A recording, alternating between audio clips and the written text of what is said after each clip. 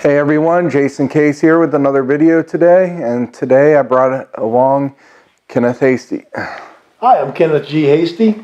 My background's in sales and selling. I wrote the book called 77 Seconds to Sales Success, and we're going to talk about wowing your customers from both a marketing and a sales side. So Jason?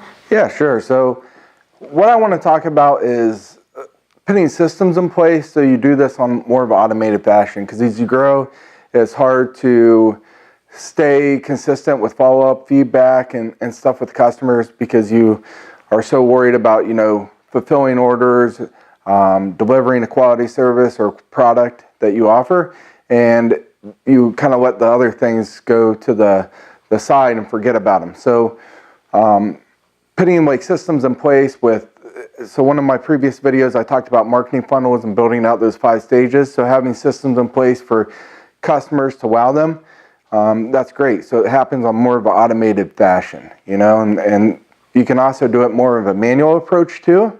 And I think that's important because that's what's genuine and people care about.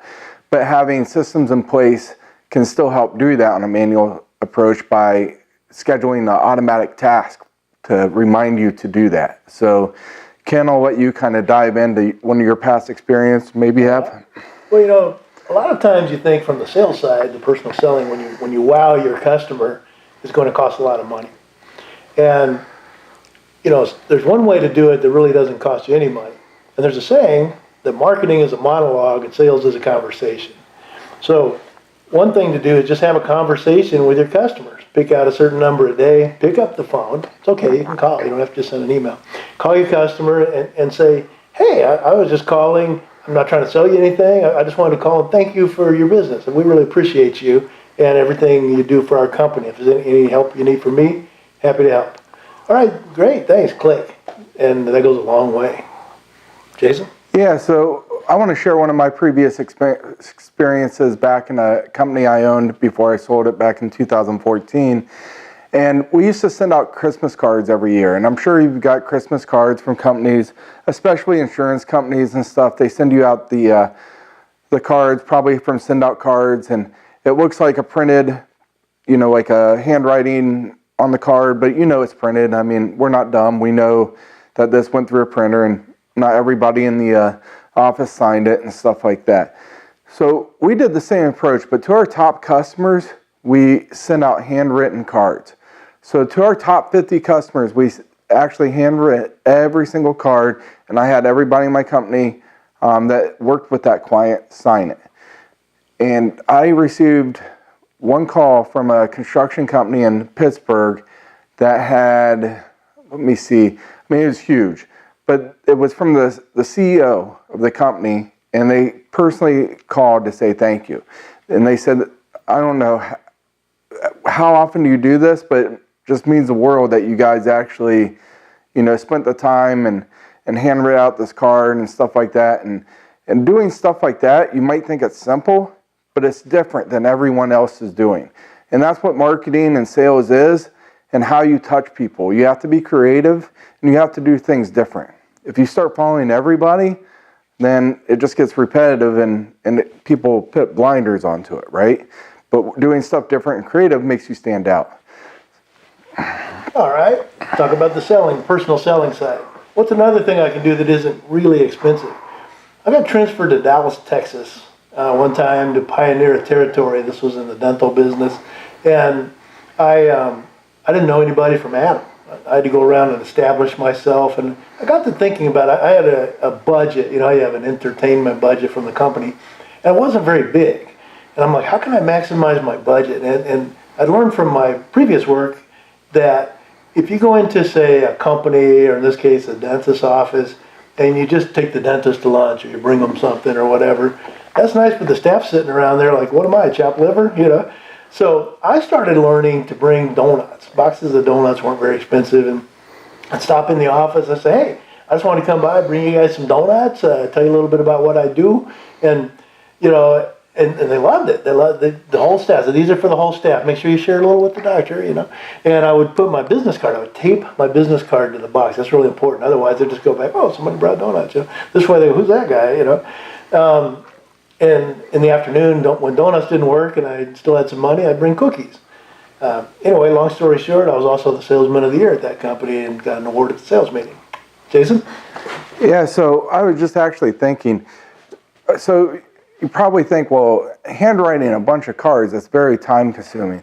And I just thought about a company that I found a few weeks ago. That's an amazing idea. So they use robots to handwrite out cards.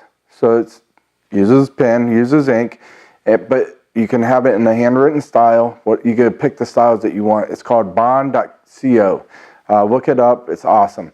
So I think they have APIs too, so where you could trigger this from your CRM system, send an automated task over to fulfill a card to go out, and it's all automated. If you guys want to learn how, just let me know, and I'd be happy to dive into it with you.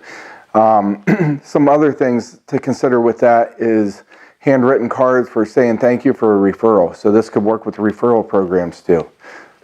Ken? All right, so a little bit more expensive way to personally take care of things are some sort of a gift to an event.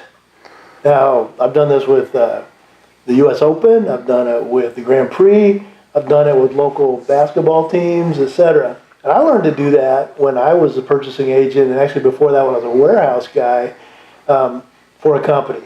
And people would come in, they say, hey Ken, we happen to have a couple extra tickets to the game coming up tomorrow night, and I know you like XYZ sport, how'd you like to go on us? I'd be like, wow, that's really nice. It didn't cost them that much money. They probably had season tickets and just kind of allocated my turn, but it felt really good. It made me feel important, and when I went to the game, it was a good memory, and I come back and pretty good chance I keep using them. Know what I'm saying? Jason? Yeah, so I mean, the biggest thing to take away from this is just be creative, Go out of the way and do things. This is what makes your customers or prospects remember you, and they spread the word for you. So that's the biggest thing.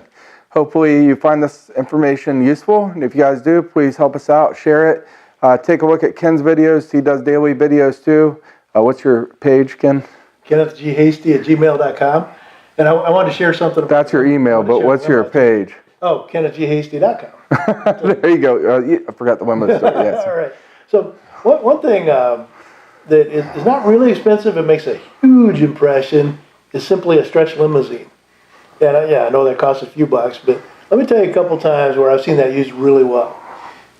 One company, unfortunately, is one of my competitors. Is kind of where I learned this.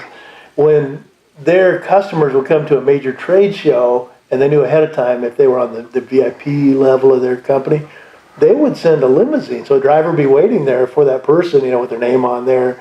And people, oh, hey, how not, and they'd show up in a limousine. And I was thinking, oh, crap, man, that's killing me. I didn't have a budget for that. But later, I was national sales manager at a company. I was developing a new market. I was up in Vancouver, Canada, and there was a trade show going there. So I hired 2 stretch limousines, and I picked up a bunch of doctors and staff and various people out front and took them to dinner. But it was a huge impression, and looking back at the price, it really wasn't all that much more than going to a more expensive restaurant, But it's the wow effect of the limousines, Anyway, Jason? Wow, yeah, that just blew my handwritten card away. So if you have the money, do stuff like that. But no, I mean, the biggest thing, just be creative, go out of the way and help people out. And it also, I mean, it depends on the product or service that you're delivering. You're probably not going to be buying limos if your product's $100 product. But it just depends. It doesn't matter. Go out of the way, wow them, do things out of the box, be creative, and hopefully find this information useful. Visit Ken's page, help me share it, promote it, and if you like it, give feedback on it so we can figure out other topics to talk about next. Talk to you guys later.